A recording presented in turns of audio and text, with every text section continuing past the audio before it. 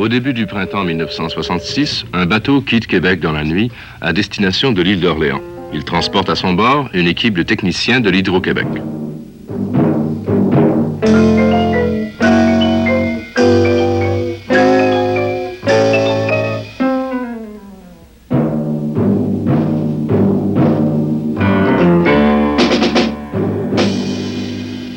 Leur travail, terminer la 7e grande traversée de rivière qui fera passer d'une rive à l'autre du Saint-Laurent la ligne à 735 000 volts du complexe Manicouagan aux Outardes. Pour nos profanes, le déroulage d'une douzaine de conducteurs au-dessus du large cours d'eau peut sembler tâche simple. Mais avant d'en arriver là, il a fallu 4 longues années d'efforts soutenus, d'études, de comparaison de notes, d'améliorations au projet, d'obtention des matériaux et matériels, de fabrication des divers éléments. Entre autres problèmes ardus, il a fallu concevoir un conducteur capable de porter 2500 ampères par phase et d'avoir la résistance exigée par une portée de 6000 pieds.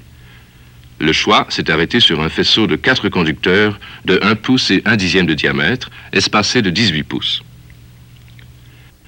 Les 6 premières traversées étant exécutées, nous assistons ici à la réalisation de la dernière, la 707, entre l'île d'Orléans et Beaumont.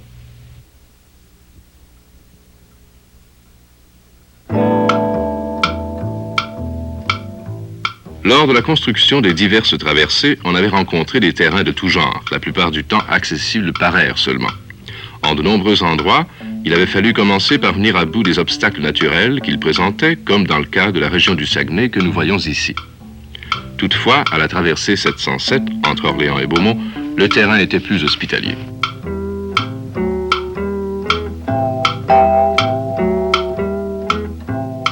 Après exécution des relevés topographiques, on attaqua l'excavation du roc et les fondations des pylônes. Étant donné la largeur du fleuve à cet endroit, on bâtit les pylônes de suspension sur des îles créées de main d'homme, avec levée d'approche pour ramener la portée de 7300 à 5200 pieds.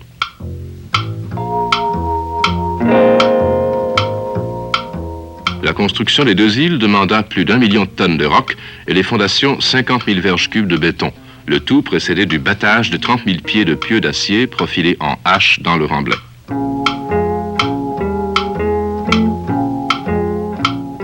Les pylônes de suspension ont une forme classique pour simple terne en nappe horizontale.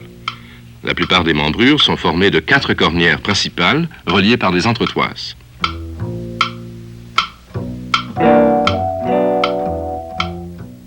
Enfin, il a fallu construire des milles de routes d'accès pour permettre le passage des camions et du matériel. Et cela longtemps avant le départ du bateau. 6 heures du matin. Notre bateau arrive à l'endroit où débutera son travail. Ce matin, toute la navigation a été arrêtée. En attendant l'arrivée du remorqueur, l'équipe vérifie une dernière fois certains détails au point d'attache des pylônes avant d'entreprendre le déroulage du conducteur en travers du chenal principal du Saint-Laurent.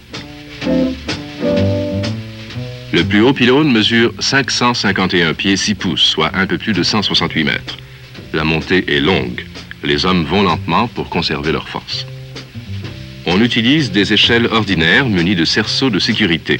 Des passerelles de service donnent accès à la traverse sur toute sa longueur.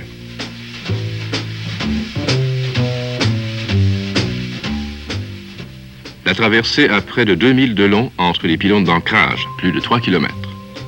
On installe les treuils sur chaque rive, un treuil de 5/8 de pouce à Orléans, un treuil de 7/8 de pouce à Beaumont.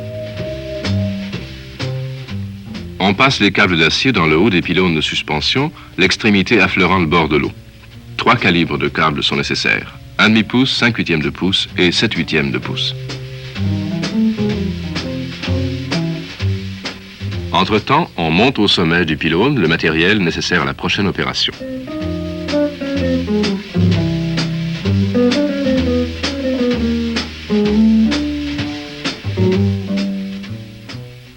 Les structures des traversées, notamment celles des hauts pylônes de suspension, sont conçues pour résister aux secousses sismiques modérées auxquelles la vallée du Saint-Laurent est soumise.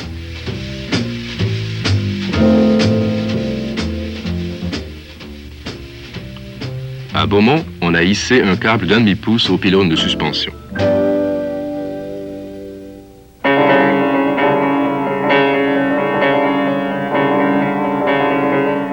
L'extrémité libre de ce câble est amenée à bord du remorqueur.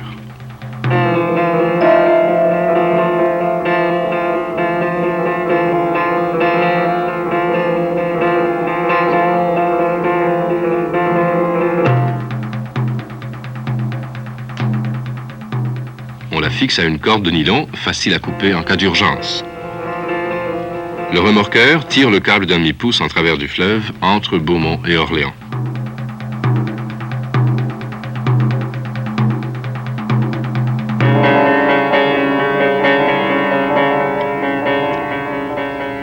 À Orléans, on raccorde le câble d'un demi-pouce au câble de 5/8 de pouce.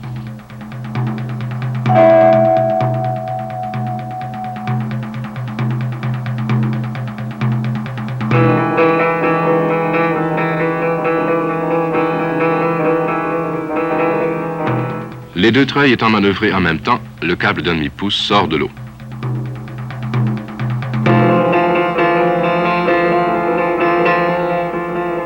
On élève le câble assez haut pour permettre à la navigation de reprendre.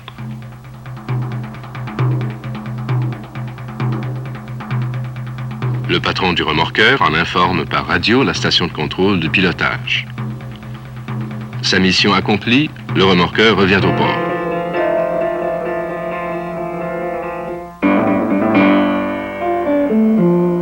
Le câble d'un demi-pouce tire le câble 5/8 jusqu'à Beaumont, où le câble d'un demi-pouce est enroulé autour de son touret et abandonné.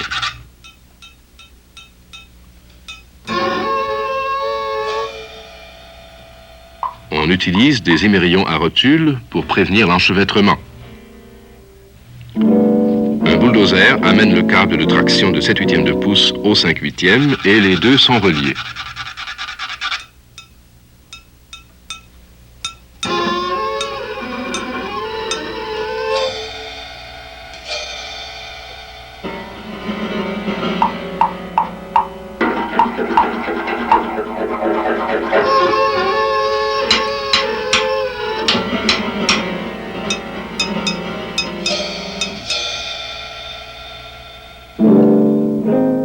Le câble 5/8 s'étend maintenant en travers du Saint-Laurent, entre Beaumont et Orléans.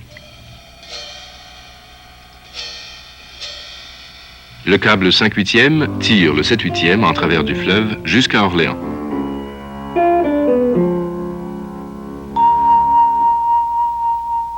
Le câble de traction 7/8 s'étend en travers du fleuve.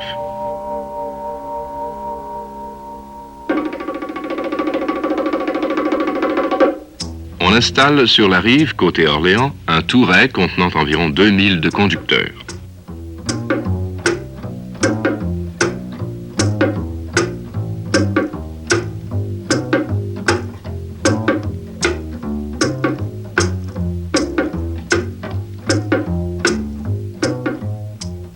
On insère le conducteur dans le régulateur de tension.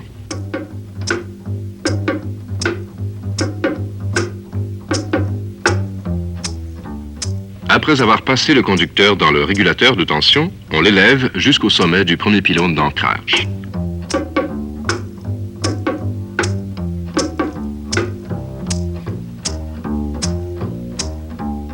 Une presse pneumatique de 150 tonnes permet de compresser un manchon d'arrêt.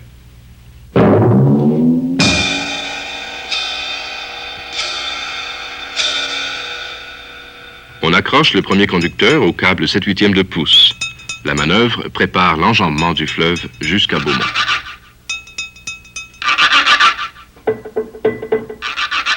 Le câble de traction de 7/8 de pouce est relié au conducteur ainsi qu'au câble de rappel de 5/8 de pouce. On effectue la liaison avec l'émerillon triangulaire de déroulage hissé au pylône de suspension.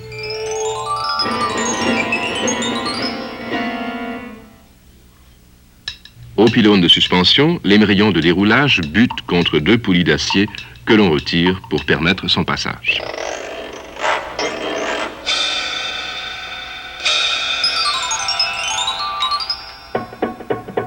On retire la première poulie d'acier, l'émerillon passe et l'on remet en place la première poulie.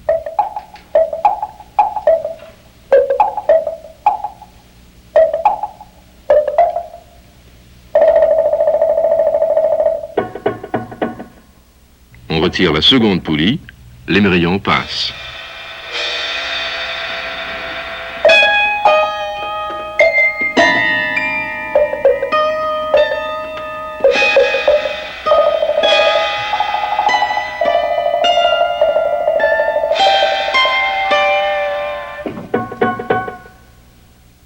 On replace la seconde poulie après passage de l'émerillon et l'on installe une troisième poulie sur le câble 5/8.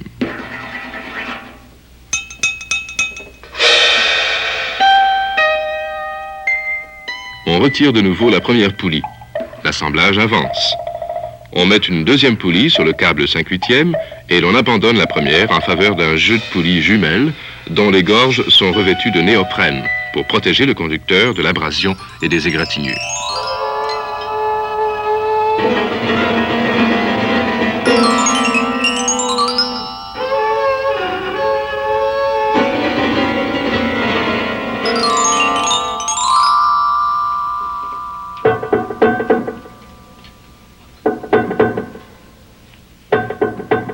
On retire et abandonne la seconde poulie d'acier. On la remplace sur le conducteur par un deuxième jeu de poulies jumelles.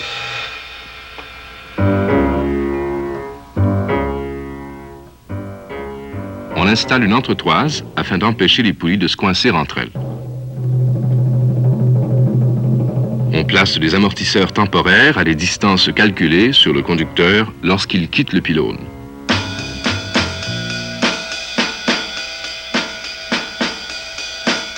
Le câble 7/8 tire alors le conducteur et le câble de rappel 5/8 en travers du fleuve. Le marqueur rouge et blanc du câble 5/8 évolue sur une poulie et reste toujours au point bas de la flèche, ce qui permet de vérifier si le câble de rappel 5/8 reste bien à la hauteur voulue.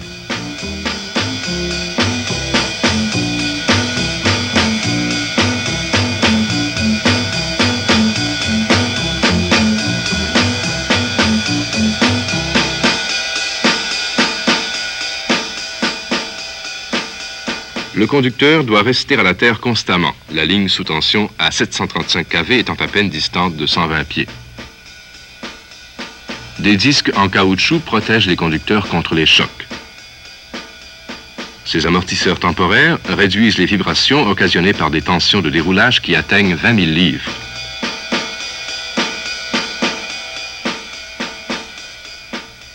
Le câble de traction 7/8 met environ 1 heure à amener le conducteur sur la rive opposée du fleuve.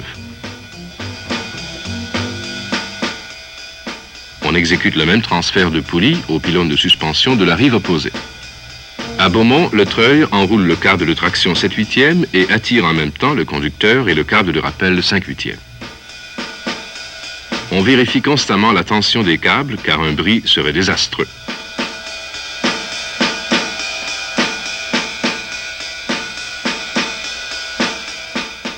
Les équipes se tiennent en contact mutuel constant par téléphone et radio.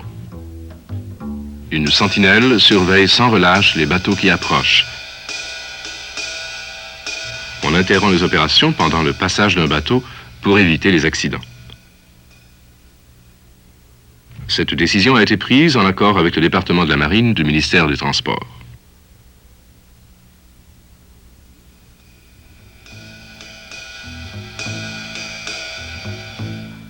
Une fois vide, le touret s'arrête.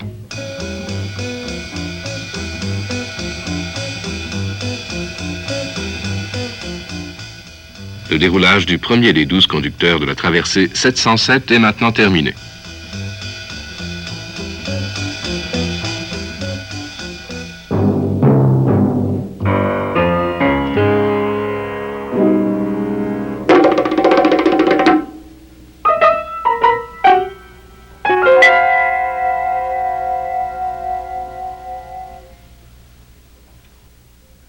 Une fois passée cette étape difficile prouvant que les calculs étaient justes, le chef des travaux inspecte soigneusement le travail. Les craintes que des théories ne se révèlent inapplicables ou qu'une erreur n'entraîne $1 million de frais se sont dissipées. Content, il échange quelques mots avec le contremaître. Tout est parfait. Tandis que le chef des travaux prend congé, à son tour, l'équipe tout entière pousse un soupir de soulagement et reprend la besogne. Dès que le conducteur a atteint le pylône d'ancrage, côté Beaumont, on se prépare à Orléans à régler la flèche.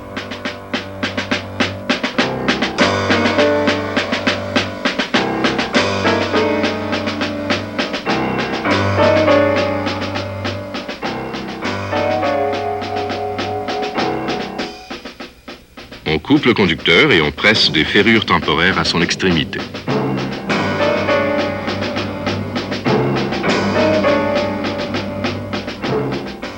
Avant de régler la flèche, on abaisse le conducteur au niveau de l'assemblage d'isolateurs, qui sera son niveau définitif.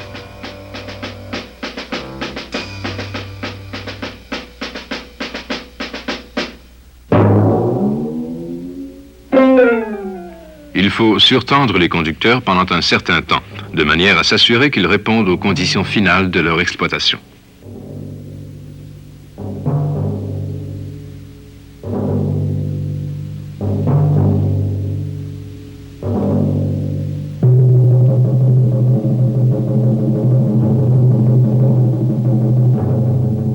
À l'aide d'un ensemble de poulies et d'un immense tracteur, pour plus de précaution, on tend le conducteur jusqu'à 50 000 livres, ce qui assure la stabilité du faisceau.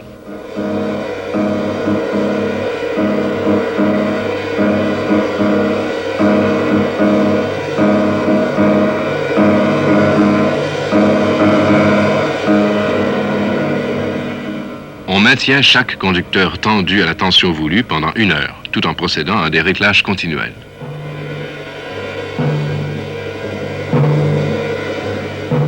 Le réglage de la flèche se fait à l'aide d'un niveau d'arpenteur. On le poursuit jusqu'à ce que le conducteur ait atteint sa position définitive. Monté sur un siège aérien, un homme va déterminer le point où le conducteur doit être coupé, compte tenu de la longueur nécessaire pour le fixer aux isolateurs. On voit ici le profil qu'a le conducteur lorsque le réglage de la flèche sera terminé.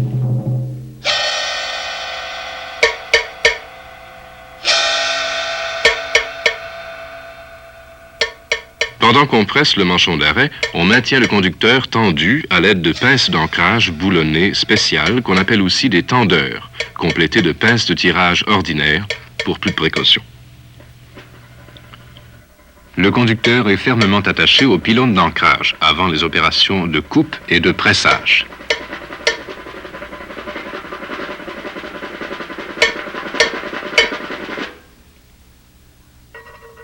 Après avoir coupé le conducteur, on sectionne sur une courte distance la rangée de brins d'aluminium pour découvrir l'âme en acier. On enfile alors le conducteur dans le manchon en aluminium extérieur.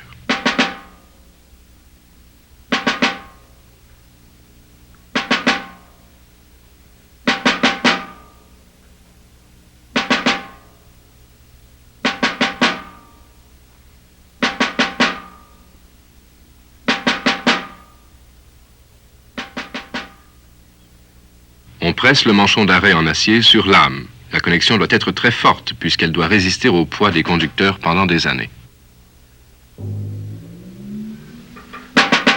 La compression du manchon d'arrêt demande une pression de 135 tonnes.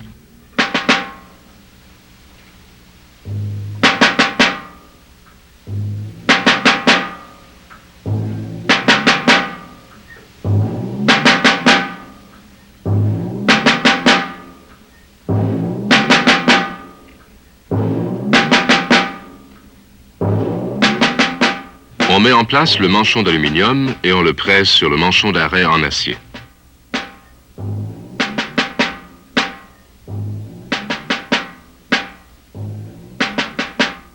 On élimine soigneusement toute inégalité et on polit le manchon pour réduire l'effet couronne engendré par la très haute tension.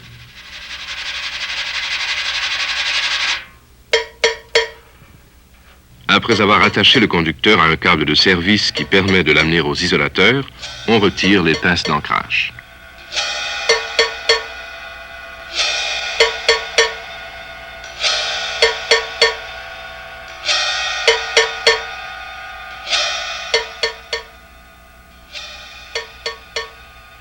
Pendant l'opération de coupe, on descend le conducteur à environ 10 pieds sous sa flèche normale. Une plaque triangulaire perforée permet de l'amener à la position requise pour l'attacher au tendeur. Enfin, le conducteur est attaché définitivement au pylône d'ancrage. La tension est maintenant transférée à l'ensemble d'isolateurs.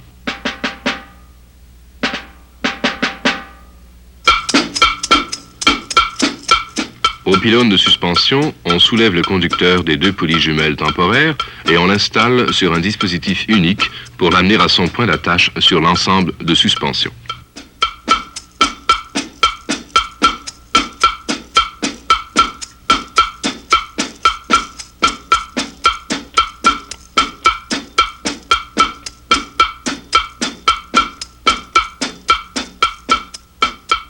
Jusqu'à présent, les travaux sur le conducteur ont été exécutés à un endroit sur la traversée, près du corps du pylône, où la résistance est plus grande. On lâche maintenant le conducteur qui se trouve ainsi au-dessous et dans le prolongement de l'ensemble d'isolateurs.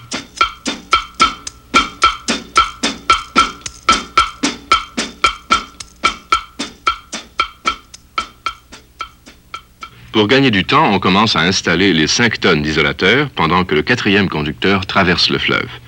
Étant donné l'énorme poids des isolateurs, on emploie des barres d'acier substituts jusqu'à ce que l'on ait une tension suffisante sur les ferrures. Les ensembles d'arrêt sont constitués de 12 chaînes de 33 isolateurs, chaque chaîne ayant une charge de rupture de 50 000 livres.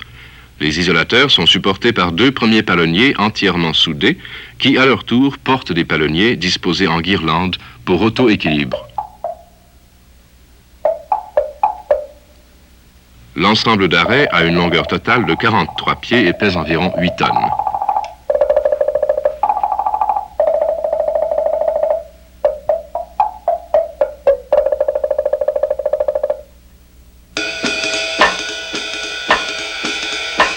Le 4e conducteur du premier faisceau atteint Beaumont.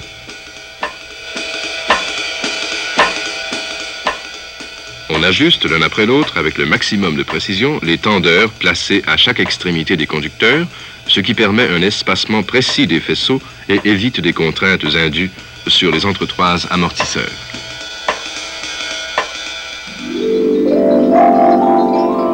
Il faut maintenant attacher de façon permanente le 4e conducteur au pylône de suspension, comme l'ont été les 3 autres.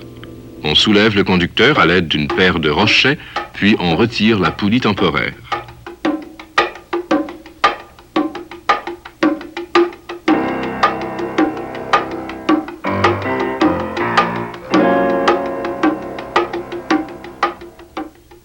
On commence l'installation des pinces de suspension sur les hauts pylônes par les armures préfaçonnées qui protègent la surface des conducteurs. Ceux-ci étant entièrement dégagés des poulies, on les enveloppe dans les armures préfaçonnées en partant du centre.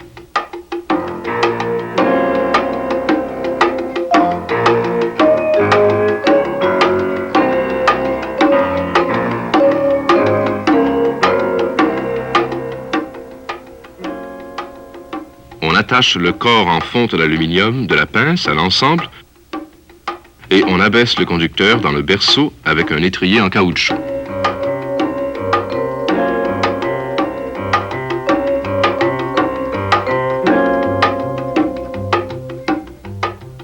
On termine les extrémités des armures préfaçonnées laissées libres et on boulonne en place le sabot supérieur.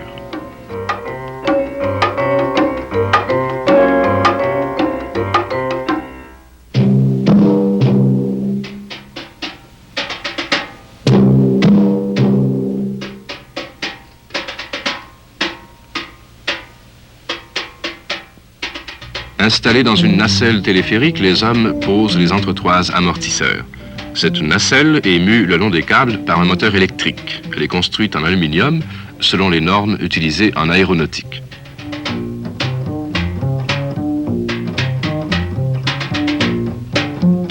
Les entretoises amortisseurs sont placées aux points indiqués par l'odomètre de la nacelle.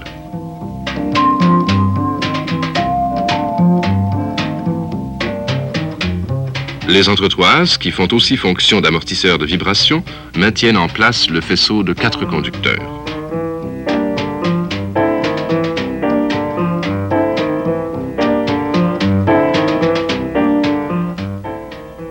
Avant cette opération, on laisse tomber dans l'eau les disques en caoutchouc que récupère le bateau de service.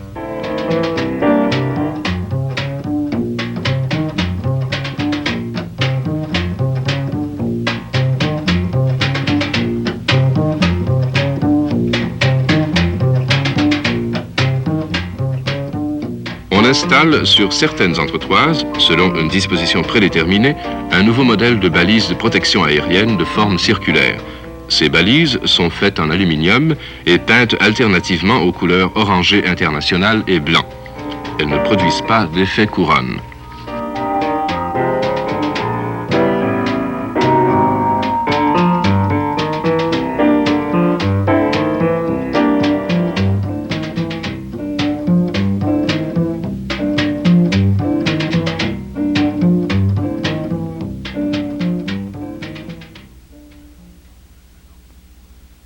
Un an plus tôt, on avait installé et mis sous tension la première des 3 lignes à 735 000 volts.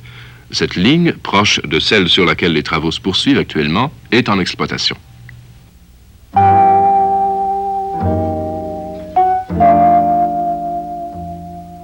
On monte et boulonne en place l'anneau sphérique par effluve en aluminium destiné à protéger l'ensemble de suspension de l'effet couronne engendré par les lignes à très haute tension.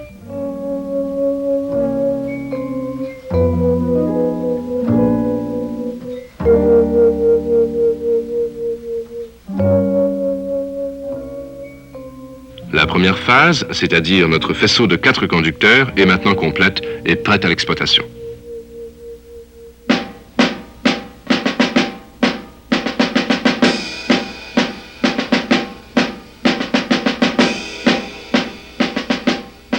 Le travail qui reste à faire est maintenant familier à l'équipe, chaque phase étant une répétition à peu près identique de la précédente.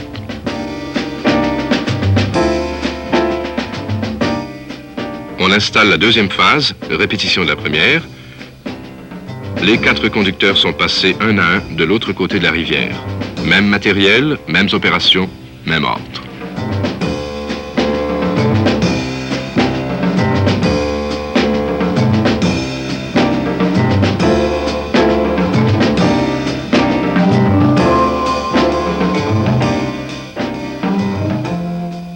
Troisième phase. Pour la dernière fois, on fait passer d'une rive à l'autre du Saint-Laurent un faisceau de conducteurs, ce qui termine la traversée 707. Les 3 faisceaux de conducteurs enjambent maintenant le fleuve avec une portée de 5200 pieds d'Orléans à Beaumont.